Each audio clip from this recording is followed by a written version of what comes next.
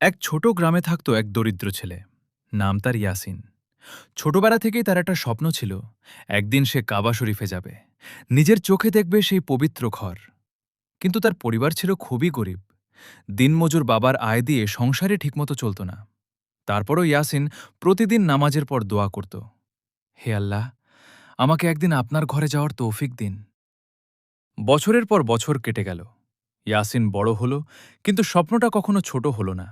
সে কষ্ট করে কাজ করত, সামান্য টাকা জমাত, হয়তো একদিন হজে যেতে পারবে এই আশায়। একদিন গ্রামের এক বৃদ্ধ মানুষ অসুস্থ হয়ে পড়লেন।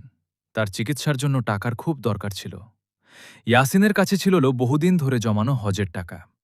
অনেক ভেবে সে নিজের স্বপ্নটা ছেড়ে দিয়ে সব টাকা ওই বৃদ্ধকে দিয়ে দিল। সেই রাতে ইয়াসিন খুব কাঁদল, কিন্তু মনে শান্তি ছিল, কারণ সে জানত সে একজন মানুষকে বাঁচানোর চেষ্টা করেছে। সেই রাতেই সে স্বপ্ন দেখল, সে কাবা শরীফের সামনে দাঁড়িয়ে আছে, চারপাশে আলো ঝলমল করছে, আর সে তাওয়াফ করছে। তার চোখ দিয়ে অশ্রু ঝরছে, কিন্তু হৃদয়ে ভরে গেছে অদ্ভুত প্রশান্তিতে। হঠাৎ এক নুরানি কণ্ঠ ভেসে এলো, হে ইয়াসিন, তুমি তোমার স্বপ্নকে ত্যাগ করে একজন মানুষের জীবন বাঁচিয়েছ, তাই আমি তোমাকে তোমার স্বপ্নের চেয়েও বড় কিছু দান করেছি। ঘুম ভেঙে ইয়াসিন বুঝল, সবচেয়ে বড় ইবাদত শুধু কাবা দেখা নয়, বরং মানুষের জন্য ত্যাগ করা।